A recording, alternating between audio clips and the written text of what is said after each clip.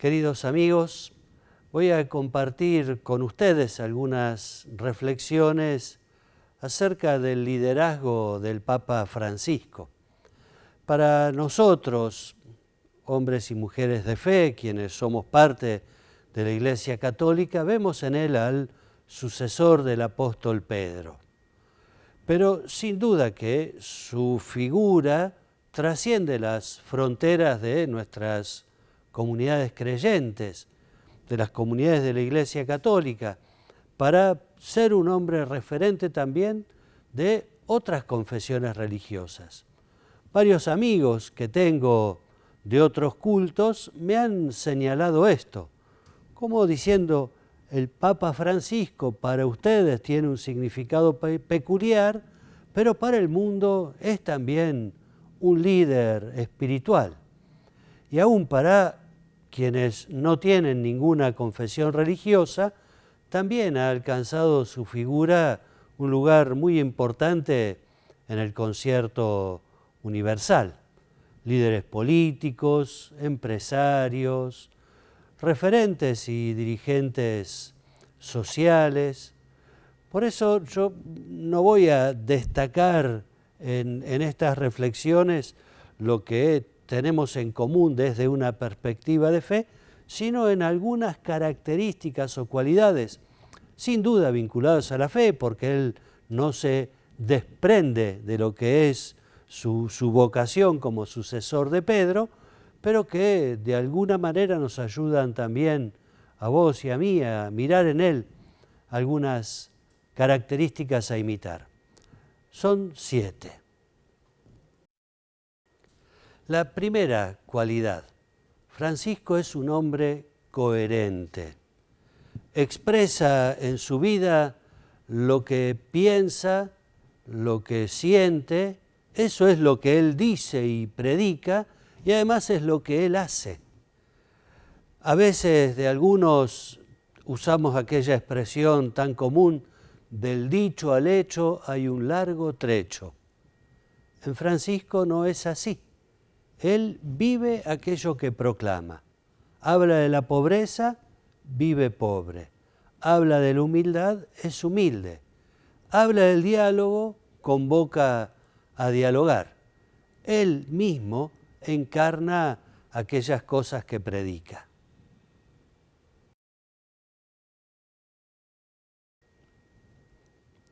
La segunda característica es que habla claro. No nos quedan dudas acerca de su pensamiento. Iglesia en salida, iglesia pobre y para los pobres. Él es un hombre que no tiene ambigüedades, no tiene un pensamiento oscuro que después de escuchar alguna de sus catequesis nos preguntamos qué habrá querido decir o qué es lo que pasa por su corazón.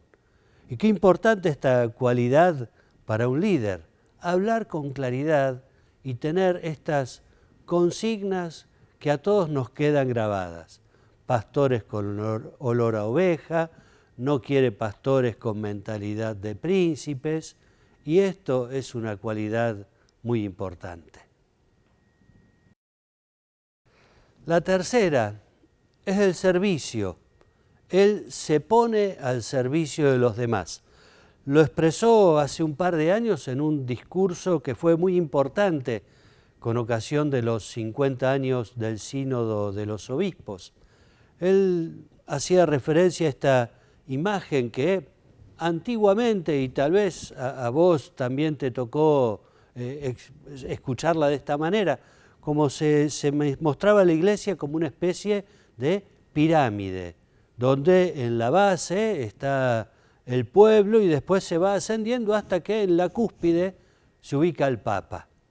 Bueno, él dice, tomando esa imagen, tenemos que ver la pirámide pero invertida, donde los que están en los roles de conducción están en realidad al servicio de todos los que son importantes, que es el pueblo de Dios en general. Y esto lo expresa también a través de gestos sencillos. El lavatorio de los pies a varones y mujeres pobres, incluso algunos que no comparten nuestra confesión religiosa, pero que son pobres, son sufrientes, es gente atravesada por el dolor. Y ahí está Francisco sirviendo. O como cuando va por una carretera y ve un barrio humilde y dice, paremos un poco. Ahí también lo vemos en actitud de servicio. Usando también un lenguaje común, podríamos decir, no se la cree, no está engrupido, no es un hombre autorreferencial o pagado de sí mismo. Y qué importante que es esto también en él y buscarlo en nosotros. La cuarta calidad la expreso de esta manera, la empatía, la capacidad de percibir qué es lo que está pasando en el corazón del otro individualmente considerado y de los otros mirándolos como multitud. Sabe percibir ese termómetro que le orienta para cuál es la palabra justa, el gesto indicado. Y me acuerdo de un par de situaciones que nos lo muestran de esta manera. Él, contemplando la multitud, sabe seleccionar alguna situación puntual. Hace poquito vi en internet cómo yendo con el papamóvil en una plaza San Pedro colmada, había una mujer, me parece que tenía cerca de 90 años de edad, con un cartelito apenas de este tamaño. Un cartelito que decía, voy a cumplir 90 años y mi ilusión es saludar al Papa. Detuvo al vehículo, al papamóvil, se bajó, fue hasta ella, la besó, le bendijo y le escuchó unos momentos. Para esta mujer es un gesto que no se olvida nunca. Pero ¿qué es lo que destaco de esto también? Es que muchas personas se vieron reflejadas en esta mujer mayor. Algunos ancianos me decían, yo cuando vi eso sentí que el Papa lo hacía también conmigo. Tiene esta capacidad entonces de realizar gestos que son multiplicadores y no quedan solamente en esta persona que él tiene delante. Por eso lo vemos y nos conmueve cuando abraza, porque sentimos que nos abraza, cuando contiene, porque vemos que también nos contiene a nosotros. Podríamos expresarlo así, sabe ponerse en los zapatos del otro y vibrar con qué es lo que está en el corazón humano. Quinto, comunica no solo con palabras. Solemos decir que un gesto vale más que 1000 palabras, y en él también es así. Él nos predica, por ejemplo, con su agenda. Cada vez que visita algún país o alguna región, siempre se ocupa de estar en una unidad penitenciaria, en un centro de recuperación de adictos, con aborígenes, con migrantes. Como te decía, no habla de los pobres, los encuentra, los busca, los lleva a su propia mesa. Francisco es un hombre que expresa también por medio de sus gestos, de su propia vida. Me hacía acordar una expresión que atribuyen a San Francisco de Asís. Él decía, predique a sus frailes, ¿no? Decía, prediquen el Evangelio en todo momento y si hace falta, usen palabras. Las palabras vienen como acompañando aquellos gestos que nos muestran a un pastor cercano, a alguien que quiere provocar el encuentro y no solo la enseñanza. El gran Papa Pablo VI nos decía en su exhortación apostólica tan importante, Evangelii Nunciandi, que el mundo de hoy valora más a los testigos que a los maestros. Y si escucha a los maestros es porque son testigos. Esto lo podemos aplicar a Francisco. En sexto lugar, te propongo que lo veamos como un hombre que asume riesgos.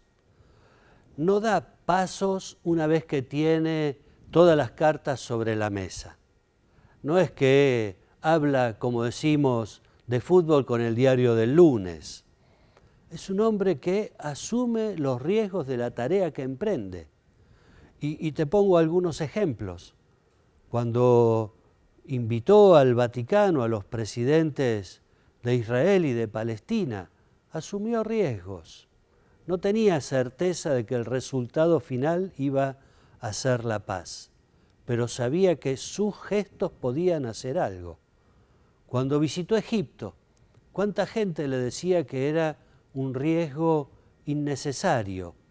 Sin embargo, él sabía que aquellos cristianos necesitaban de su consuelo y que esa visita podía ser peligrosa, podía terminar mal. Pero allí fue.